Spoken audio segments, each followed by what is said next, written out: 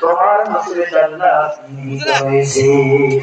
একটা হলো তোমার পিতা, আরেকটা হলো তোমার মাতা। দুইজন ব্যক্তির যদি সেবা যত্ন করে দুনিয়া থেকে যদি তাদেরকে নিঃসন্তান হিসেবে রেখে গিয়া তাদের সেবা যত্ন করতে পারো, তাহলে তোমার পিতা মাতার খেদমতের কারণে তোমার জন্য জান্নাত নিহিত হয়ে যাবে। এজন্যই তো আল্লাহ রাব্বুল আলামিন একটা খাস দোয়া শিখিয়ে দিয়েছেন সন্তানদের জন্য।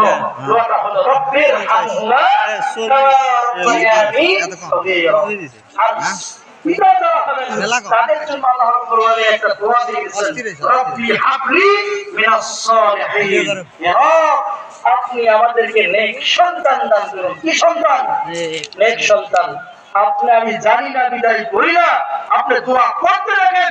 যখন বলবেন নামাজে দাঁড়াইয়া, যখন আপনি আপনার রবের প্রশংসা নিয়ত করার পর 2 রাকাত নফল নামাজ পড়ে আর দরুদ শরীফ পড়ে আর জায়নামাজে বিছায়া যখন বলবেন রব্বি হাবলি মিনাস সালিহিন, 2 ফোঁটা চোখের পানি ঢেলে দেবেন, আপনার রব আপনার দোয়া কবুল করে আপনার ঘরে এমন একটা নেক সন্তান তৈরি করে দিবেন, যেই সন্তানের দোয়া এবং রহমতের কারণে আল্লাহ রাব্বুল আলামিন আপনাকে যদিও মৃত্যুপূর্ণত করে দিয়েছেন, ওই নেক সন্তানের কারণে কবরে বসে বসে সওয়াব পেতে থাকবেন।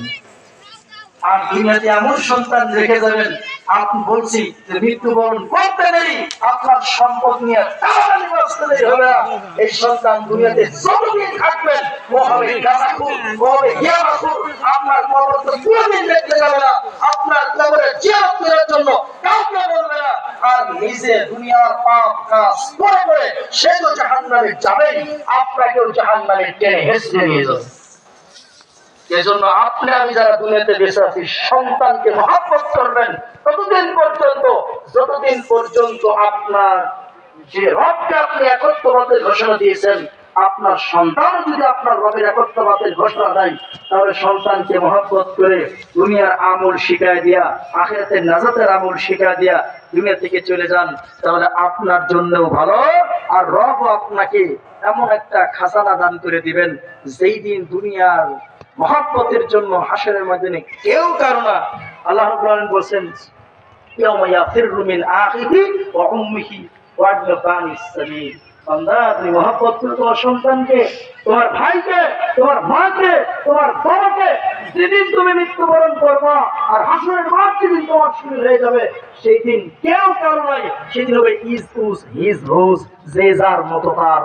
কাজী দুনিয়াতে বেঁচে থাকতে সন্তানদেরকে নেক সন্তান বানানোর তাগিদ রাখেন, আমলিয়াতের জন্য বানায় দেন। এজন্য আপনাকে আমাকে যে রব সন্তান দান করছেন, ছেলে হোক বা মেয়ে হোক, সন্তানদেরকে দিনী দায়িত্ব শিখায় দেন, দিনী আমল শিখায় দেন। আর আপনার রবের কাছে দোয়া করেন, রব্বি হাবলি মিনাস সালিহিন। আল্লাহ, আপনি আমাকে নেক সন্তান দান করেন।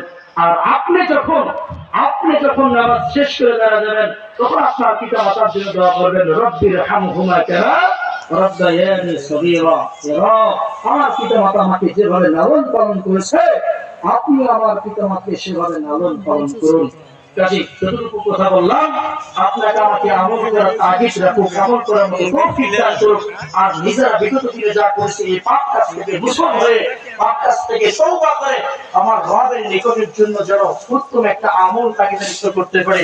আল্লাহ রাব্বুল আলামিন আপনাকে আমাকে প্রত্যেককে দ্বীনি দায়িত্ব নিয়ে দুনিয়া এবং আখিরাতের আমল করার মতো তৌফিক দান করুন, যে আমল করে নাজাত পেতে পাবো। আমা তাওফিকি ইল্লা বিল্লাহ। আসসালামু আলাইকুম ওয়া রাহমাতুল্লাহ। ধন্যবাদ মনির হোসেন মালিককে। কোরআন সুন্নাহের আলোকে অত্যন্ত গুরুত্বপূর্ণ আলোচনা পেশ করেছেন, আমাদেরকে উপহার দিয়েছেন।